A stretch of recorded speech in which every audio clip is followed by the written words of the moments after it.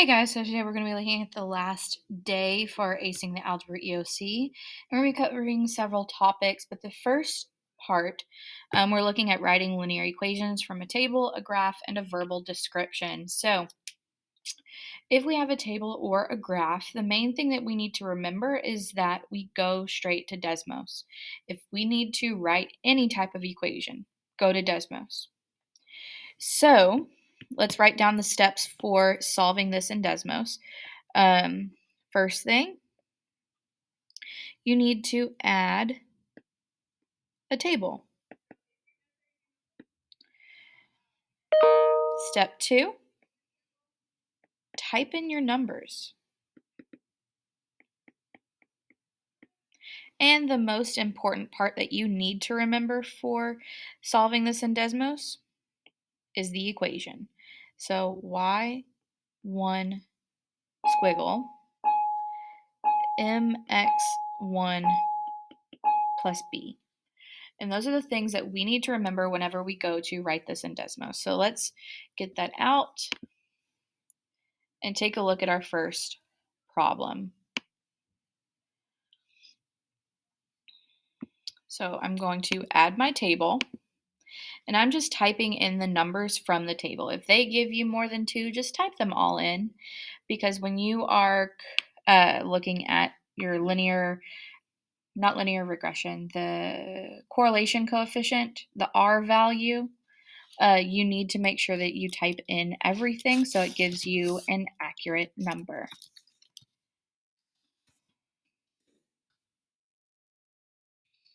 Okay, so again, I'm just typing in everything, and then I'm going to go back and double check to make sure everything matches. Oh, and right here at 220, it should be 211, and the last one is 20. So again, that should be an 11. So after you type in everything, we're going to go down to box 2 and then type in our y1 squiggle. It is shift and then the button beside 1, or you can use the Desmos keyboard. And then mx1 plus b. And what I'm looking for when I'm writing an equation is the slope and the y-intercept, because I want to make sure that I can write it in the format of y equals mx plus b. So here, my equation is going to be y equals 3x plus 5. And my laptop is being a little slow today, so just bear with me. And that's our equation for the table. So what we're going to do next is the same thing, except I'm looking at a graph. And the main thing here is we need to pick 2 points from this graph to put in the table. So the first point that I see, and I'm just going to go ahead and draw it in a table. So the first point right here is at 0, 5. It's our y-intercept. The second one I see is at 2, negative 1. So I'm going to go and type that in Desmos. And what I'm going to do is just clear out everything. And our numbers were at 0, 5, and 2, negative 1. And so now my equation is at y equals negative 3x plus 5. And those are our two equations for a table and a graph. And when we come to writing a verbal description, we're going to look for some keywords that let us know where to place our x. So for a verbal description, we have a student saves $15 per week towards the purchase of new shoes. Then her grandmother gives her $50 on her birthday. We need to write a linear equation that represents the situation. So I'm always going to start my equations with y equals. Represents, in this case, the total amount of money saved. And next, I look and I see 15 per week. Per is our keyword, so I put 15x. And then her grandmother gives her $50, so I'm going to add 50. And that is our equation. Moving on to the next section, we're again just going to go over these linear equations, except we're looking at all forms, so everything we've talked about this year. The first one is the most straightforward, the one that we're most used to seeing, and that is slope-intercept form. So m is our slope, and b is our y-intercept. So if I look at the problem below, it wants me to identify the slope and y-intercept given the equation y equals 12x plus 19. So here my slope is 12 because it's the number in front of x, and my y-intercept is always at the end. And the problem that's right below this, again, we need to find the slope and y-intercept given 2 points. So I'm still going to go back to Desmos and just type in those new numbers. So I have 5 and negative 11, then negative 9 and 17.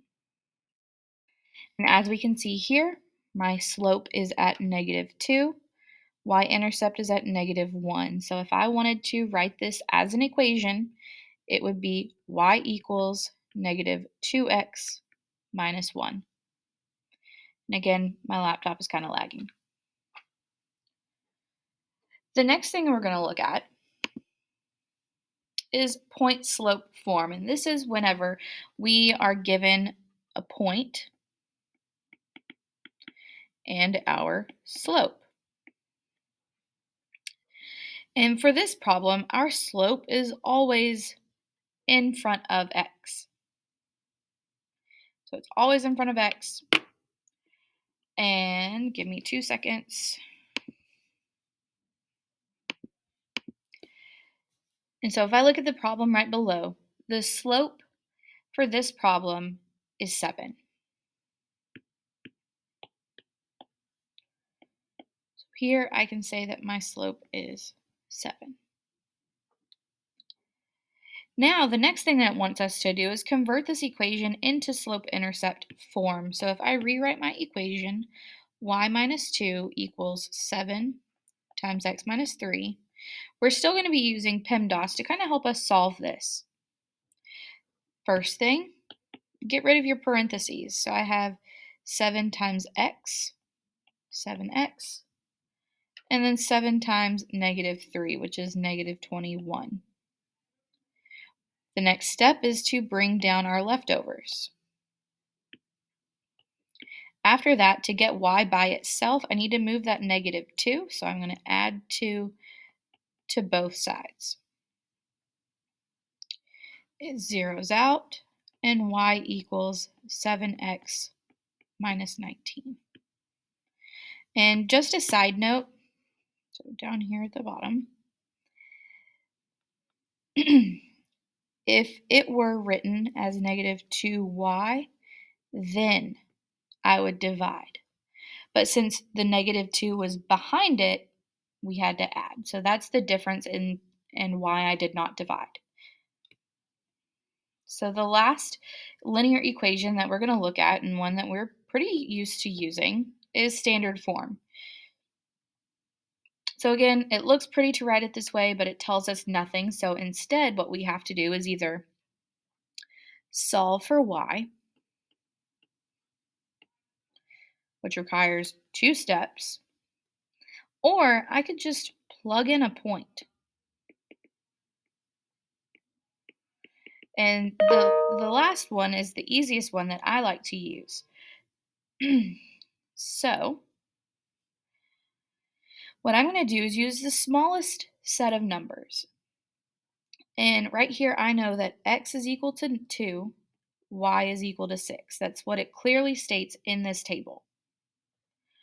And so what I'm going to do is plug each of these numbers in the equation. So I would do 3 times 2 minus 2 times 6. Again, just plugging these numbers into the equation. I have 2 times 2 minus 3 times 6. 2 times 2 plus 3 times 6. And then 2 times 2 minus 3 times 6. And what we're going to do is look and see, does any of these answers equal what they're supposed to? So the first one, and what I'm going to type in, we had 3 times 2 minus 2 times 6. And it happens that the first equation that we get is the correct answer because it equals -6. So A is correct. Next page. So the next thing that we're going to be talking about is rate of change. And if we recall, and notice in the title, rate of change is the same thing as slope. So I'm still going to type everything in Desmos. So use Desmos. And you can refer to those steps that are on the front page. So let's go ahead and look at the first one. And if you want, you can go ahead and put these into a table. It's just good organization, kind of keeps everything together. So -3 and 3.6, 5 and +2.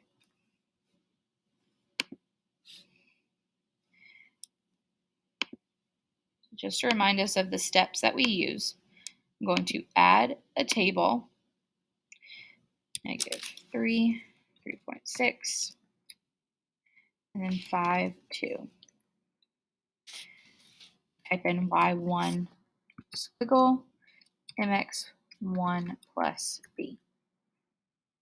And here I get a decimal as my slope, and I want to change that into a fraction. So I'm going to type in -0.2 and then press the little circle square button to the side. So my slope, my slope is -1/5, which is also -0.2. Let's look at the second one. Again, I'm asked to find the rate of change. So I'm just going to pick 2 points from the graph. So this is at 220. And the next one I pick is at 9, 5. So let's go ahead and type those into Desmos.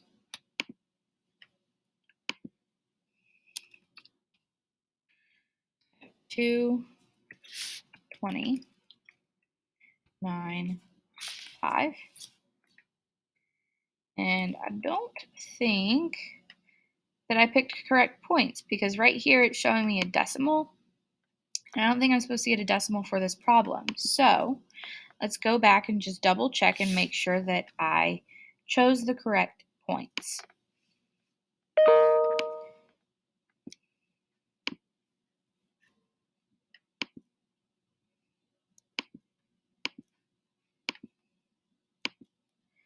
So I'm pretty positive that it's at 3 and 17.5. So 3, 17.5. And then 9, 5 is also the correct point. So the first point I picked was the wrong one. Let me go in and just change that. So 17.5 and 3. Still not correct, but what you could do is go through your answer choices and see which answer is the closest. This is where you have to estimate. And there is a question on your quiz where you'll have to do that. So again, just estimate the points that you have to use. So here, my slope, so it's at -2.083 repeating. And that is -25/12.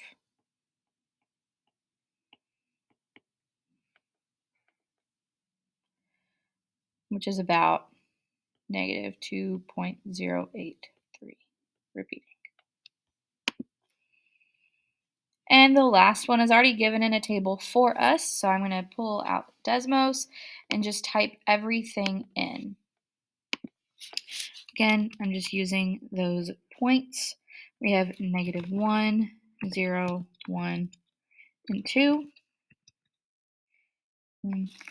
5, 3, 1, and -1. For here, my slope, or my rate of change, is at -2. Okay. The last thing that we're going to look at is everything else using Desmos. And for this, well, let's just go through the first one. So the first one that we're looking at is when we're given a system of equations. So my suggestion, whenever you're given a table like this, split it up. I know my x's are going to be the same because we're driving a certain number of miles. So 1 and 3. I'm just using the first 2 points as an example. And then where the two are different is the y values. So first one is at 525 and then 975. Second is at 7 and 1050. So I'm just going to have to do Desmos 2 times for this in order to write the equations. So let's back it up. I have 1 and 3. Then we have 525 and 975. So my first equation is y equals 225x plus 3. Okay, then I'm just going to go back through, change up my second set of numbers, so 7 and 1050. And then Lith's equation is y equals 175x plus 525. And that would be the final answer. So the next one, we need to write a quadratic equation to describe the following situation, and we need to round to the nearest hundredth. This one is going to be slightly different, and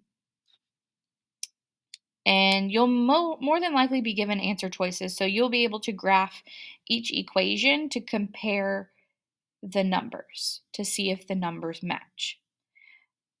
But for right now, since I don't have answer choices, what I'm going to do is I'm still going to use Desmos, but I'm going to use y1 squiggle ax1 squared plus bx1 plus c. So let's go to Desmos and type this in.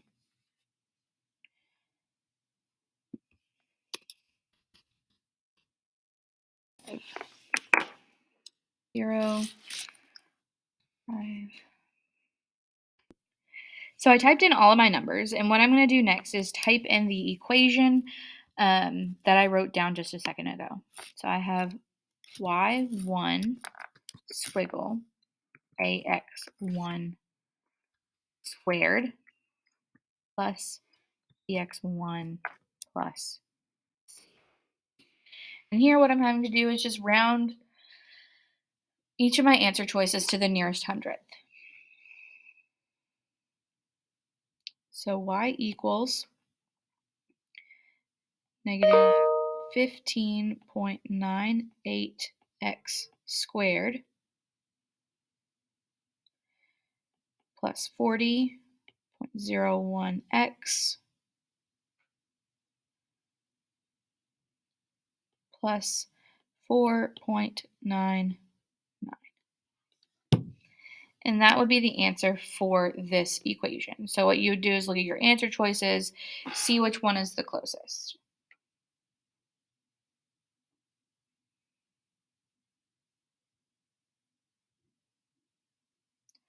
All right, so the next one, and this is what I was talking about. we're going to take each of our answer choices to see which one is closest to the table. So let's go ahead and I'm going to plot these points just to see. I'm going to clear out of this, add a table. So I've got -2, 1, 1, and 2. So what this is doing is just plotting some points on the graph for us.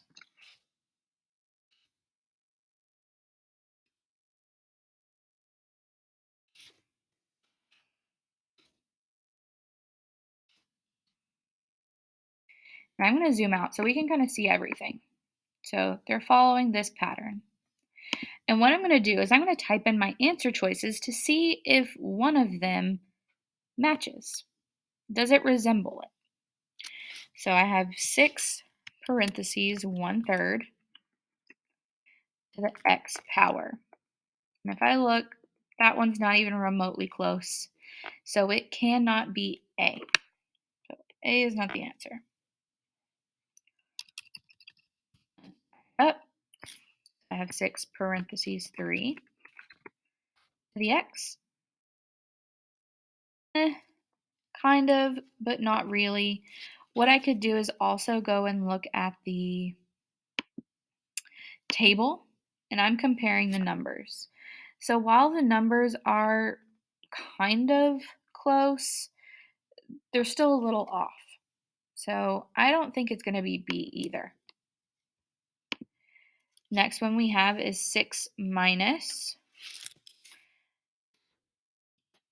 1/3. Oops, x doesn't match. It's going the wrong direction. So it's definitely not C.